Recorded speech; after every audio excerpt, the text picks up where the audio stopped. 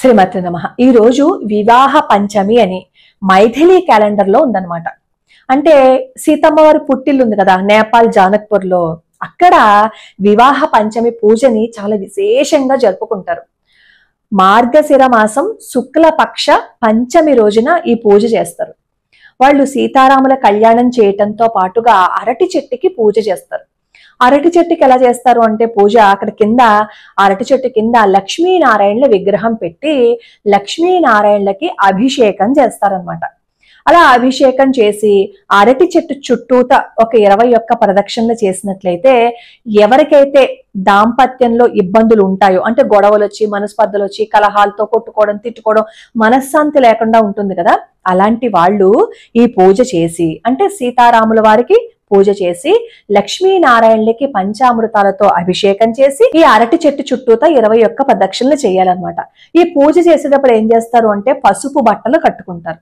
ఇదంతా పెద్ద ప్రక్రియ. అలాగే బృహస్పతి ఎవరికైతే బలహీనంగా ఉంటుందో వాళ్ళు ఏం చేస్తారు అంటే అరటి చెట్టుకి చుట్టూతా ప్రదక్షిణలు చేస్తే ఈ బలహీనంగా ఉన్న బృహస్పతి బలపడతారు. అలాగే బలహీనంగా ఉండడం వల్ల ఏవైనా ఇబ్బందులు ఉంటే ఆ ఇబ్బందులన్నీ తొలగిపోతాయని చెప్తారు.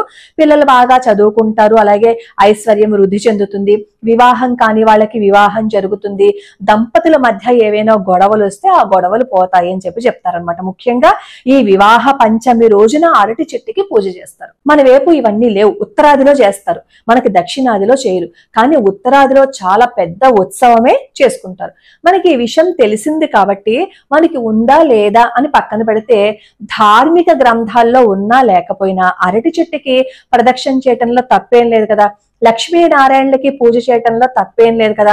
అలాగే ఈ రోజు వివాహ పంచమి అని తెలిసింది కాబట్టి అందులోనూ సీతమ్మ వారు పుట్టిన నేపాల్లో జానక్పూర్ లో ఈ ఉత్సవాన్ని చాలా ఎక్కువగా జరుపుకుంటారు కాబట్టి మనకి దగ్గరలో ఉన్న రామాలయానికి వెళ్ళి ఒకసారి నమస్కారం చేసుకుని స్వామి వారికి ఏమో అర్చన చేయించుకున్నాము అని అనుకోండి. తద్వారా రామాలయాలకి ప్రజలు ఎక్కువగా వెళ్తూ ఉంటారు.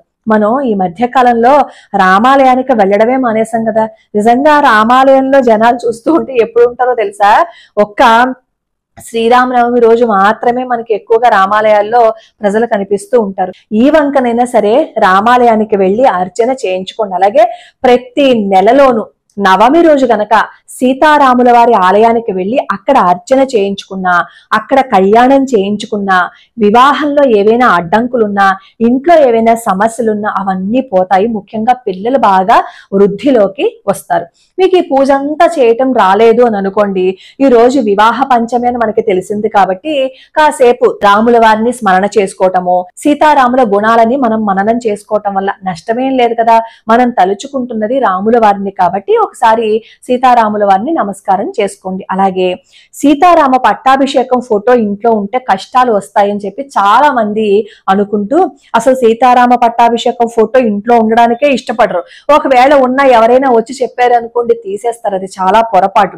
మన పూజా మందిరంలో తప్పకుండా ఉండవలసిన ఫోటో ఏంటో తెలుసా, సీతారాముల పట్టాభిషేకం ఫోటో ఖచ్చితంగా ఉండాలి. నిత్య ధూప దీప నైవేద్యాలు మనం స్వామి వారికి చెయ్యాలి. మనం ఆ అలవాటుని చేసుకుంటే మన జీవితంలో ఎంత మార్పు వస్తుంది అనేది మనకే అర్థమవుతుంది. ఏమీ చేయలేకపోయినా కనీసం ఈ రోజు రామాలయానికి వెళ్ళండి. ఇబ్బందులు ఉన్నప్పుడు ఒకసారి రామాలయానికి వెళ్ళి నమస్కారం చేసుకున్నాము అని అనుకోండి, ఆ ఇబ్బందులు తొలగిపోతాయి అన్నప్పుడు దానిని మనం కొట్టి పారేయటం కంటే ఒకసారి వెళ్ళి నమస్కారం చేసుకోవడంలో తప్పేం లేదు కదా. ఒకసారి ప్రయత్నం చేసి చూడండి. లోకా సమస్తా సుఖినో భవంతు, సర్వే జనా సుఖినో భవంతు.